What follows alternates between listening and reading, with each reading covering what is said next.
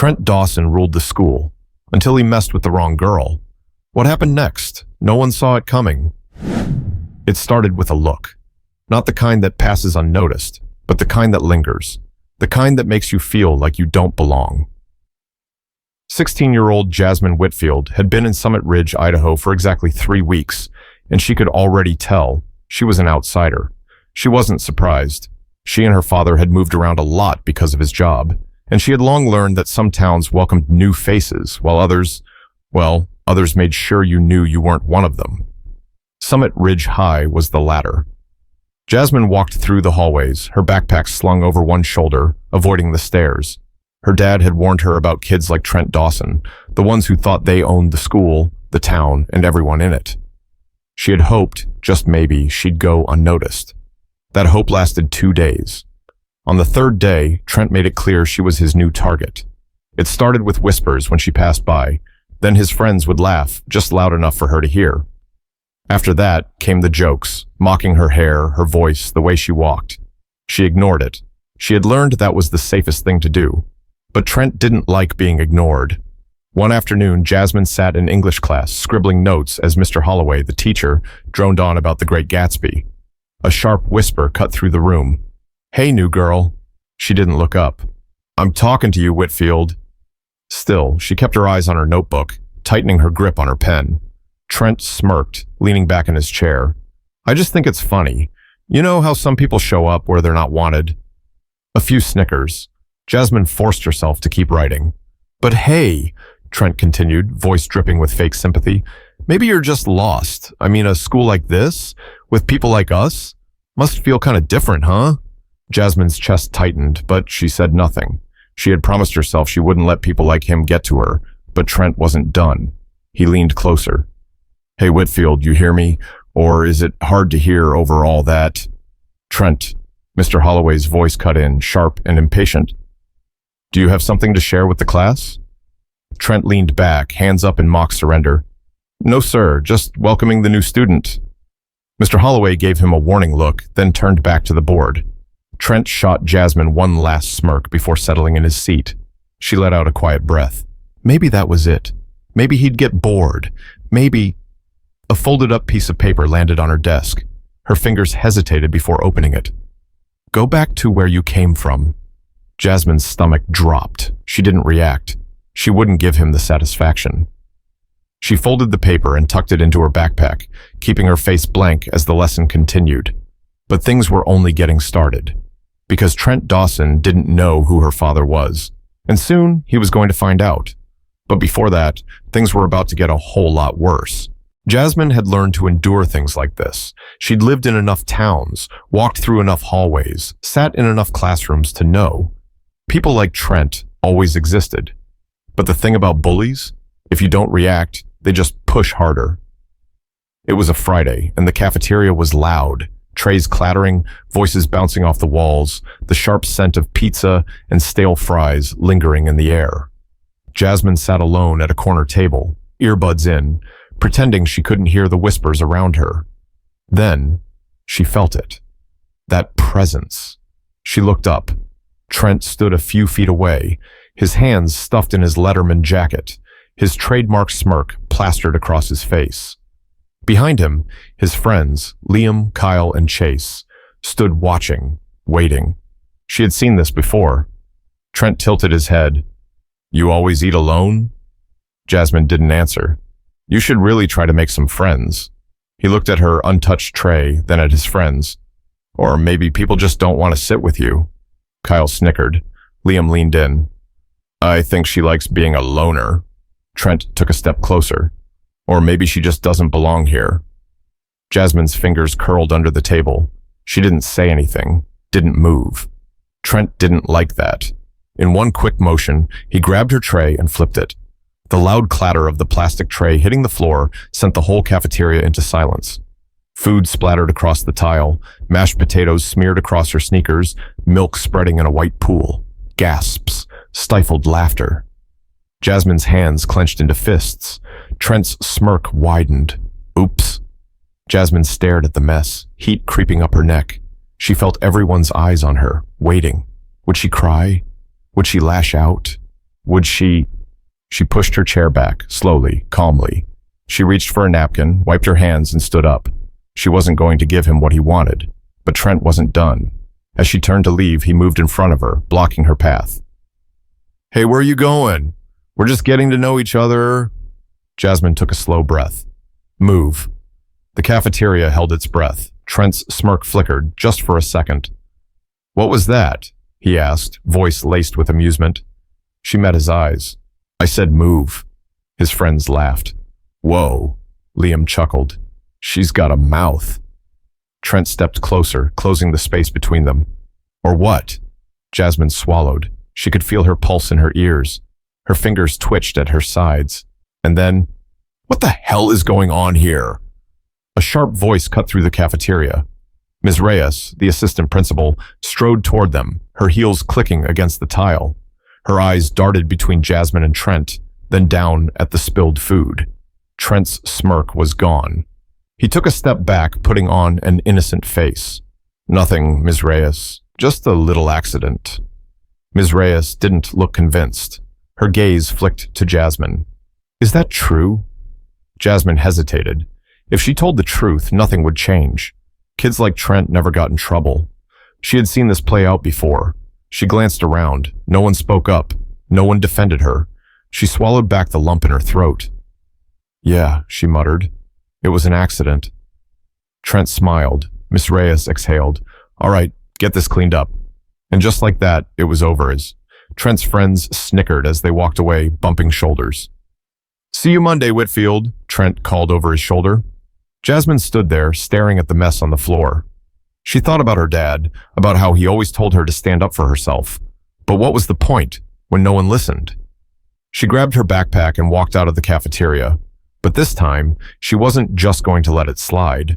The house was quiet when Jasmine got home. Too quiet. She dropped her backpack by the front door and slipped off her shoes, still speckled with mashed potatoes from lunch. She didn't even want to look at them. "Jasmine, that you?" Her father's voice came from the kitchen. Elliot Whitfield wasn't the kind of man who missed details. As the newly appointed police chief of Summit Ridge, he had spent years reading people, picking up on things most wouldn't notice. Jasmine hesitated before answering. "Yeah, it's me." She walked into the kitchen, where he was leaning against the counter, still in his uniform, a fresh cup of coffee in hand. His short-cropped hair was graying at the temples, his sharp brown eyes scanning her face before she could even sit down. "You okay?" he asked. She forced a shrug. "Yeah." Chief Whitfield took a slow sip of his coffee, still watching her. "How was school?" Jasmine slid into a chair at the table, running her fingers along a scratch in the wood. "Fine." A pause. Then he set his coffee down. "Try again." She exhaled. She should have known. She could never hide things from him. But part of her didn't even want to talk about it. What was the point? Nothing would change. Elliot folded his arms. "Jasmine." She stared at the table, her voice quieter than she wanted it to be. "Some kid dumped my lunch on me today." The words sat in the air between them. Her father didn't react right away. He was too controlled for that. But his eyes darkened just slightly, his jaw tightening. "Who?" Jasmine hesitated. She didn't want to give him the name. She didn't want him to march down to the school and make things worse. She had learned, time and time again, that calling out people like Trent Dawson only made them push harder. "It doesn't matter," she muttered. Her father's voice was quiet but firm. "It does." She sighed, rubbing her hands together. "Trent Dawson." Something flickered in his expression. Recognition. Jasmine furrowed her brow. "You know him?" Her father was silent for a moment. Then he exhaled through his nose. "I know his family." Jasmine scoffed. "Of course you do." Elliot's fingers drummed against the counter. "And the school? What did they do?" She hesitated before answering. "Nothing." That did it. His eyes sharpened. "Nothing?" She shook her head. Ms. Reyes showed up, asked if it was an accident. I said yes. Elliot frowned. "Why?" Jasmine met his gaze, frustration bubbling up. "Because if I said the truth, nothing would have happened. You think they'd actually punish Trent Dawson? His dad's probably on the school board or something." Her father leaned forward, arms still crossed. And what message does that send? She blinked. What? When someone does something wrong, he said, his voice steady, and we let it slide, what message does that send? To them? To you? Jasmine didn't have an answer. He sighed, shaking his head. Jasmine, I get it. You don't want to make a scene. But letting things like this go? That's how people like him keep getting away with it. She clenched her jaw, looking away. I don't want to make it worse. Elliot was quiet for a long time. Then he walked over, resting a hand on her shoulder. You don't have to fight this alone. Jasmine swallowed the lump in her throat. She wanted to believe him, but she wasn't sure things could change. What she didn't know was that her father wasn't just going to let this slide. And tomorrow, Trent Dawson was going to learn exactly who he had messed with. Monday morning felt different. Jasmine could tell the second she stepped out of her dad's car. There was a shift in the air, a ripple of whispers in the hallways. People were looking at her, not with the usual sneers or smirks, but with something else. Curiosity, unease. Something had changed. She barely made it to her locker before she got her answer. Dude, the police chief is here. Jasmine's stomach dropped. She turned toward the main office, and sure enough, there he was. Chief Elliot Whitfield, standing tall in his uniform, his police badge gleaming under the fluorescent lights. His presence commanded attention, even from the teachers. Jasmine's pulse quickened. Oh my God, she muttered under her breath. Before she could even process what was happening, the office door swung open. Chief Whitfield, I really don't see why this had to be taken so far. Jasmine froze. The voice belonged to Principal Warren, a middle-aged man with a thinning hairline and a forced smile. Behind him stood Ms. Reyes and Trent Dawson's parents. Jasmine's breath hitched. Darren and Lauren Dawson looked exactly how she expected. Darren, a tall, broad-shouldered man in an expensive suit, had the look of someone who wasn't used to being questioned. Lauren, dressed in a beige cashmere sweater, clutched her designer purse like it was a shield. And then there was Trent. He stood beside them, his usual smirk replaced with something new. Confusion. Like he didn't quite understand how things had gotten to this point. Chief Whitfield didn't look at him. His gaze was locked on Principal Warren.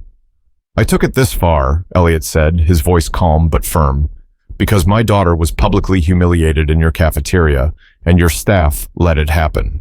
Ms. Reyes cleared her throat. With all due respect, Chief, No, Elliot cut her off. No excuses. You saw what happened, and you let her take the blame for it. Darren Dawson let out a short laugh, shaking his head. Chief, come on. They're kids. It was just a misunderstanding. Elliot finally turned to him. A misunderstanding? His voice didn't rise, but somehow it felt sharper, more dangerous. Your son targeted my daughter, bullied her, humiliated her in front of the entire school. Lauren gave an exasperated sigh. Chief Whitfield, do you know how many times we get calls from the school over silly little things like this? Boys will be boys. Jasmine clenched her fists. Elliot didn't even blink. That's the problem, he said. People like you raise boys like him, and then you wonder why they grow up thinking they can get away with anything. Trent shifted uncomfortably. For the first time, he looked small. Principal Warren forced another smile. Let's not escalate this. Maybe we can come to an agreement. No. Elliot's voice was steel. There's no agreement. There's accountability. A tense silence filled the office. Jasmine swallowed. She had never seen her father like this, not as just her dad, but as Chief Whitfield. Lauren glanced at her son, then sighed dramatically. Trent, apologize. Trent's jaw clenched. Mom, now! Trent let out a slow breath, turning to Jasmine. His usual arrogance was gone, replaced with something else. Humiliation. Sorry, he muttered. Elliot raised an eyebrow. Louder. Trent's ears burned red. He grit his teeth. I'm sorry, he said, barely looking at her. Jasmine knew it wasn't genuine. She knew it didn't mean anything. But for once, he wasn't the one in control. Elliot turned back to Principal Warren. This isn't over, he said. I want a full report filed. And if this school has any history of letting things like this slide, trust me, I'll find it. Darren Dawson's face hardened. You don't want to make an enemy out of the wrong people, Chief. Elliot turned to him, eyes steady. Neither do you. And with that, he walked out. But this was only the beginning. By lunch, the whole school was talking about what had happened in the office. Whispers followed Jasmine down the hallways. Some kids avoided looking at her, others stared. A few even gave her something she hadn't expected, nods of quiet approval. Trent, on the other hand, wasn't taking it well. She saw it in the way he stormed into the cafeteria, jaw tight, hands clenched into fists. His usual confidence had been replaced with something uglier: anger, humiliation, frustration. Jasmine knew guys like him. They didn't like feeling powerless. And Trent Dawson wasn't about to let himself look weak in front of everyone. So when she walked past him to grab a tray, he muttered just loud enough for her to hear, "Guess Daddy had to fight your battles for you, huh?" Jasmine froze. The cafeteria noise faded into the background. She turned slowly, meeting his glare. "What did you just say?" Trent took a step closer, a mocking sneer curling at his lips. "You heard me." His voice was low, sharp. "You think this makes you special? That people actually care about you? The second your dad gets transferred or fired or whatever, you're back to being nothing." Jasmine's pulse pounded, but this time, she wasn't just going to walk away. She squared her shoulders, lifted her chin. "You're mad," she said simply. Trent blinked, caught off guard. "What?" She tilted her head. "You thought you'd get away with it, huh? Just like always. But for once, someone actually put you in your place." His sneer faltered. Jasmine took a step forward, closing the space between them. "That's why you're mad," she continued, "because you know that no matter what you say, no matter how much you try to act tough, everyone saw what happened today." She leaned in just slightly. "And now? They don't respect you. They pity you." Trent's face turned red. "Shut up," she smiled. "Make me." For the first time, he was the one backing down.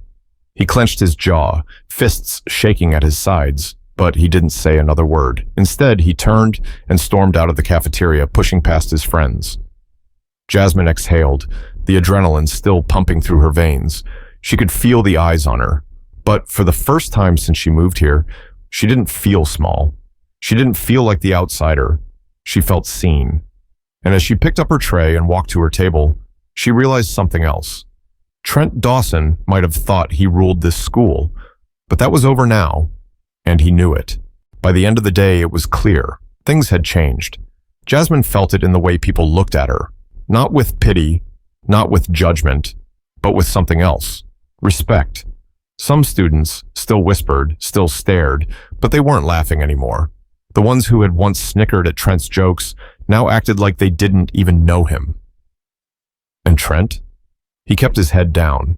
Jasmine didn't need an apology. She didn't need him to admit he was wrong, because the truth was, he had already lost. The moment her father walked into that office, the moment the school had been forced to confront the truth, Trent's power had been taken from him. And without that, he was just another kid.